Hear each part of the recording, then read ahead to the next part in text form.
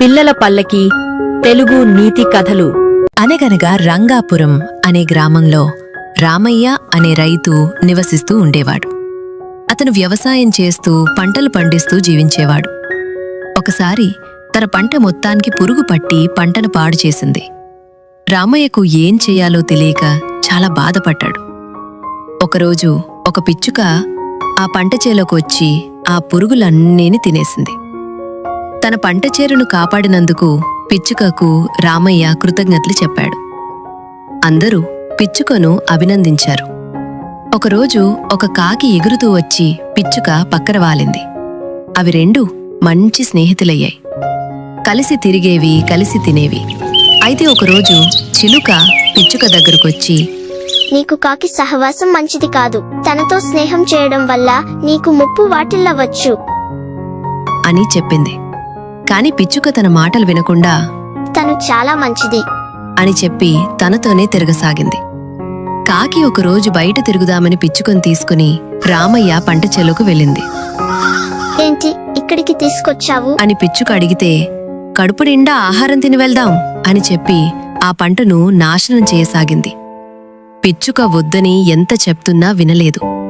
పంటలు పాడు చేయడం చూసిన రామయ్య కోపంతో పరిగెత్తుకుంటూ వచ్చి, నువ్వు ఎంతో మంచి దానివి అని చెప్పి మేము నిన్ను తప్పుగా అనుకున్నాం. మమ్మల్ని మోసం చేస్తావా అని కర్రతో కొట్టాడు. కాకికి ఇవన్నీ అలవాటే కాబట్టి ఎగురుకుంటూ అక్కడ్నుంచి వెళ్ళపోయింది. కాని పిచ్చుక ఏడుస్తూ, నేను ఏమీ చేయలేదు, నాకు ఏమీ తెలియదు, నేను పంటను నాశనం చేయడానికి రాలేదు అని ఎంత చెప్తున్నా రామయ్య వినకుండా పిచ్చుకడు కర్రతో కొట్టాడు. ఇంకెప్పుడు నా కంటికి కనిపించుకు. మళ్ళీ నాకు కనిపించావంటే నిన్ను చంపేస్తాను అని వెళ్ళిపోయాడు. తను ఏ తప్పు చేయకపోయినా నింద తన మీదకు వచ్చినందుకు పిచ్చుక చాలా బాధపడుతూ ఏడుస్తూ ఉండిపోయింది. చెడ్డవారితో స్నేహం ఎప్పటికైనా మనకు మంచిది కాదు. అనగనగా ఆనందాపురం అనే అందమైన గ్రామం పక్కన ఒక చెట్టుపై ఒక ఉడుత, పిచ్చుక నివసిస్తూ ఉండేవి. వాటి మధ్య మంచి స్నేహం ఉండేది.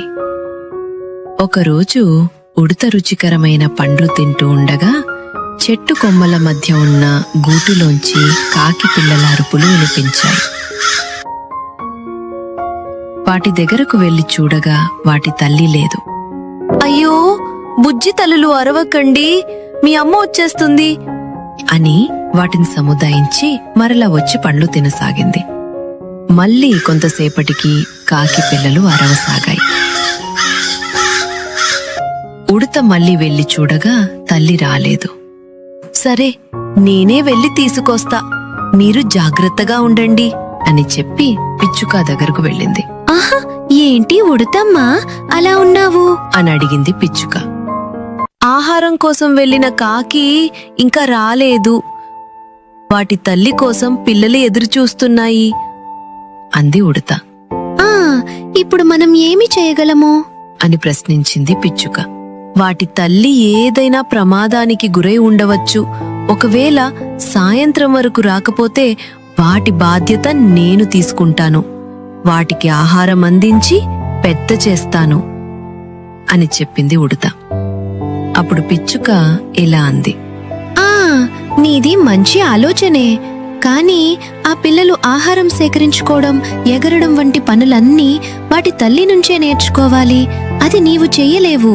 అందువల్ల వాటి తల్లి ఏదైనా ప్రమాదంలో ఉందేమో వెళ్ళి చూడు అని సలహా ఇచ్చింది.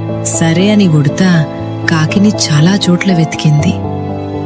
ఎక్కడా కనిపించకపోవడంతో నిరాశతో తిరిగి వస్తుండగా ఒక చెట్టు కింద కాకి గాయాలతో పడి ఉండడం గమనించింది.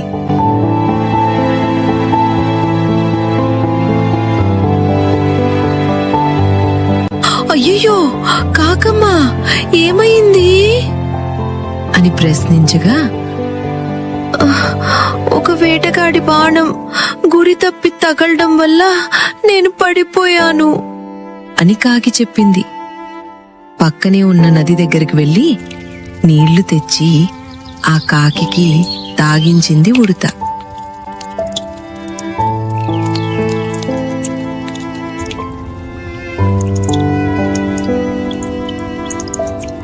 తర్వాత ఆ కాకి తన పిల్లల దగ్గరకు వెళ్ళింది.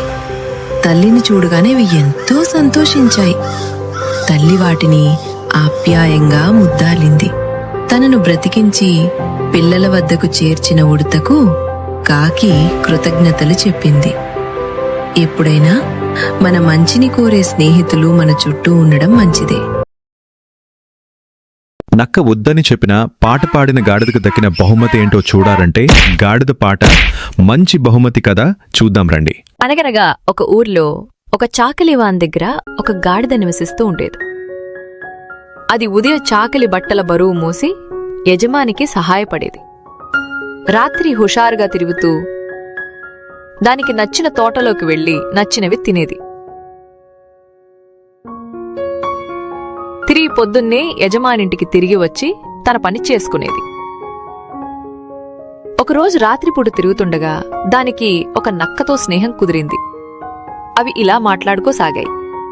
బావా, నీతో పాటు రోజు నన్ను కూడా తీసుకెళ్తావా? అలాగైతే సరే బావారా, కలిసి తిరుగుదాం. గాడిద లావుగా ఉండటం వల్ల అది కంచెని విరగ్గొట్టి పండ్ల తోటలోకి చొరబడేది. లక్క కూడా వెంటే వెళ్లేది. ఒకరోజు అవి ద్రాక్ష తోటలోకి వెళ్ళాయి. రెండూ ఆ కమ్మని పండ్లను కడుపు నిండా తింటూ మాట్లాడుకోసాగాయి. నక్క బావ పండ్లు ఎలా ఉన్నాయి? చాలా మధురంగా ఉన్నాయి బావా. కడుపు నిండాక గాడిద ఆనందంతో, చూడు బావా, ఇంత ఆహ్లాదకరమైన రాత్రి నేనొక పాట పాడతాను. చెప్పు, ఏ పాట పాడను? బావా, ఇలాంటి తప్పు ఎప్పుడూ చెయ్యకు. మనం దొంగతనం చేస్తున్నాం, అందుకని మనం దాక్కొని ఉండాలి. అంతేకాదు, నీ గొంతు కూడా తీయగా ఉండదు.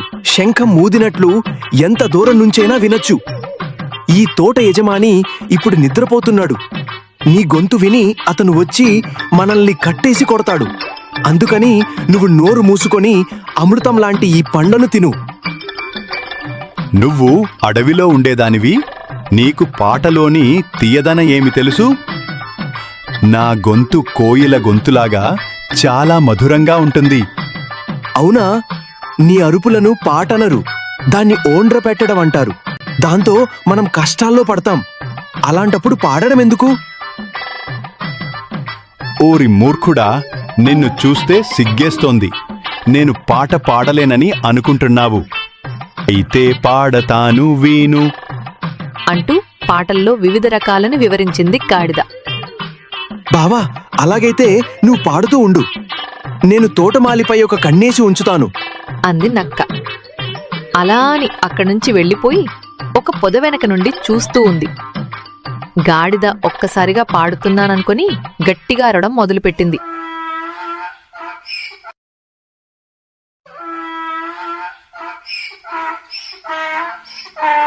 ఆ అరుపులకు తోటమాలికి మెలుగు వచ్చి కర్ర పట్టుకొని పరిగెట్టుకుని వచ్చి గాడిదను పట్టుకుని కర్రతో చావు దెబ్బలు కొట్టి దాని మెడలో ఒక పెద్ద రాయిని వేశాడు.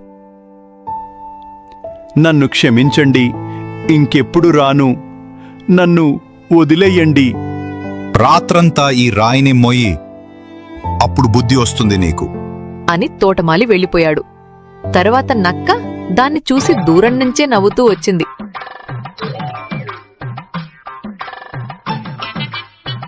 బావా, నువ్వు చాలా చక్కగా పాడావు.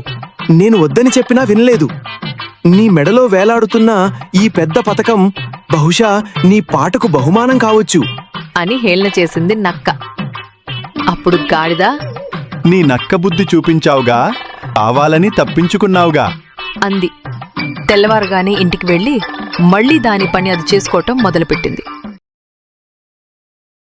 అనగనగా ఒక అందమైన రాజ్యంలో గోవిందుడు అనే వర్తకుడు ఉండేవాడు. అతని దగ్గర గుర్రము మరియు గాడిద ఉండేవి. ఎక్కడికైనా దూర ప్రాంతాలకు వెళ్లవలసి వచ్చినప్పుడు గుర్రంపై వెళ్ళేవాడు. కట్టెలు తేవడానికి, ఇంటిలోకి అవసరమైన వస్తువులు తేవడానికి మాత్రం గాడిదను ఉపయోగించుకునేవాడు. గాడిదతో పనులు చేయిస్తూ గుర్రంతో చేయించట్లేదని గుర్రానికి పొగరు బాగా పెరిగి గాడిదను చిన్నచూపు చూసేది. ఒకరోజు గాడిదతో మాట్లాడుతూ, ఈరోజు నువ్వు ఏ ఏ పనులు చేశావు అని అడిగింది. దానికి గాడిద అడవికి వెళ్లి కట్టెలు తీసుకొచ్చాను, సంతకు వెళ్లి సరుకులు తీసుకుని వచ్చాను అని చెప్పింది. నువ్వెంత దురదృష్టవంతురాలివి. ఎప్పుడూ పనులు చేయటం తప్ప నాలాగా సుఖపడడం నీకు తెలీదు. నన్ను చూడు, ఎన్నెన్నో ప్రదేశాలు తిరిగి చూసి వస్తూ ఉంటాను అంటూ హేళన చేసేది. ఆ మాటలకు గాడిదకు కోపం వచ్చి ఎలాగైనా గుర్రానికి బుద్ధి చెప్పాలని అనుకుంది. యజమాని వాటి దగ్గర రావడం చూసి గాడిద కింద పడుకుండిపోయింది. వర్తకుడు వచ్చి ఏం జరిగింది అని అడగ్గా, ఈరోజు నాకు ఆరోగ్యం సరిగా లేదు, దయచేసి ఈరోజు నాకు విశ్రాంతినివ్వండి అని చెప్పింది. వర్తకుడు కూడా సరే అని ఈరోజు సంతకు గుర్రాన్ని తీసుకువెళ్తాను అని చెప్పి గుర్రాన్ని తీసుకుని సంతకు వెళ్లి ధాన్యం మూటలు దానిమీద కట్టాడు. గుర్రం ఎప్పుడంత బరువు మోసి ఉండలేదేమో, నడవలేక నడుస్తూ కొంచెం దూరం వచ్చిన తర్వాత కింద పడిపోయింది. గోవిందుడు మరలా దానిని లేపి నడిపించాడు. నీరసంగా నడుస్తూ వచ్చినటువంటి గుర్రాన్ని చూసిన గాడిద లోపల ఆనందపడుతూ, ఏంటి గుర్రంగారు, ఈరోజు కూడా చాలా ప్రదేశాలు చూసి వచ్చారా అని వెటకారంగా అడిగింది. ఆ బరువు మోయడం వల్ల గాడిద కష్టమేమిటో తెలుసుకున్న గుర్రం సిగ్గుతో తలదించుకొని, నన్ను క్షమించు మిత్రమా, నీ కష్టాన్ని గుర్తించలేక నిన్ను చులకనగా చూశాను అని గాడిదకు క్షమాపణలు చెప్పింది. ఎదుటివారి కష్టాన్ని చూసి ఎప్పుడూ హేళన చేయకూడదు. అనగనగా ఒక అడవిలో అందమైన చెరువు ఉండేది. అందులో చాలా చేపలు ఉండేవి. ఒకరోజు ఆ అడవి మీదుగా ఎగురుతూ వెళుతున్న కొంగ ఆ చెరువును చూసింది. ఎంత అందంగా ఉంది చెరువు అనుకుంటూ ఆ చెరువు దగ్గర వాలింది. చెరువులో దానికి బోలెడు చేపలు కనిపించాయి. ఆహా, ఎంత అందమైన చెరువు, బోలెడన్ని చేపలు కూడా ఉన్నాయి, ఇంక నాకు భోజన సమస్య కూడా తీరిపోయింది అనుకుని రోజు 3 పూటలా చేపల్ని తింటూ హాయిగా ఉండేదే. కొంగ రోజూ చేపల్ని తినేస్తుండటం ఒక తెలివిగల చేప గమనించింది. చెరువులోని మిగతా చేపలతో ఒకచోట సమావేశమయ్యింది. చూడండి నేస్తాలు, మనకు కొంగ రూపంలో ఒక పెద్ద ప్రమాదం వచ్చింది. ఆ కొంగ ప్రతిరోజు ఈ చెరువులోని చేపను తినేస్తుంది. మనం ఏదో ఒకటి చెయ్యకపోతే మనల్ని కూడా తినేస్తుంది అని చెప్పింది. నువ్వు చెప్పింది నిజమే, నేను కూడా ఆ కొంగలు చూశాను. అయితే ఈ సమస్యకు పరిష్కారమేమిటి అని కొన్ని చేపలు మాట్లాడాయి. నాకొక ఉపాయం తట్టింది. ఏమిటా ఉపాయం? చెప్తాను కాని దానికి మీ సహకారం కావాలి అని తన ఆలోచన చెప్పింది. చేపలన్నింటికీ అది బాగా నచ్చింది. ఈ ఆలోచన చాలా బావుంది, అలాగే చేద్దాం అన్నాయి. మరుసటి రోజు ఉదయం ఎప్పట్లాగే కొంగ చెరువు ఒడ్డుకు వచ్చింది. కాని చెరువులో తేలుతూ కనిపించిన చేపల్ని చూసి చేపలన్నీ చచ్చిపోయినట్టున్నాయి, ఏమై ఉంటుంది అనుకుంది. ఇంతలో ఆ చేప కొంగతో, నా మాట విని ఇక్కడి నుండి వెళ్ళిపో అంది. కొంగ ఆశ్చర్యపోయి, ఏమైంది చెప్పు అంది. చెరువులో నీళ్లు తాగడానికి నిన్న ఒక పాము వచ్చింది. చేపలను తినడానికి చూస్తుండగా ఒక చేప దానితో గొడవపడి దాన్ని 2 ముక్కలుగా కురికేసింది. చనిపోయే ముందు పాము చెరువులో విషం కక్కి చనిపోయింది. దాంతో చెరువులో నీళ్లన్నీ విషమైపోయాయి. అందుకే చేపలన్నీ చచ్చిపోయి ఇలా తేలుతున్నాయి. ఇప్పుడు నన్ను తింటే నువ్వు కూడా చచ్చిపోతావు, జాగ్రత్త అని చెప్పింది చేప. ఆ చేప మాటలు విన్న కొంగ భయపడిపోయింది. ఇంకా ఈ చెరువులో తనకు భోజనం దొరకదని, మరో చెరువును వెతుక్కుంటే మంచిదని అక్కడి నుండి వెళ్ళిపోయింది. ఆ తెలివైన చేప ఉపాయం ఫలించి తమకు కొంగపీడ వదిలినందుకు చేపలన్నీ సంతోషించాయి. కథ నచ్చినట్లయితే లైక్ చేసి ఛానల్ను సబ్స్క్రైబ్ చేయండి. ఇలాంటి మరిన్ని మంచి కథలు మీకోసం ప్రతిరోజు వస్తూనే ఉంటాయి.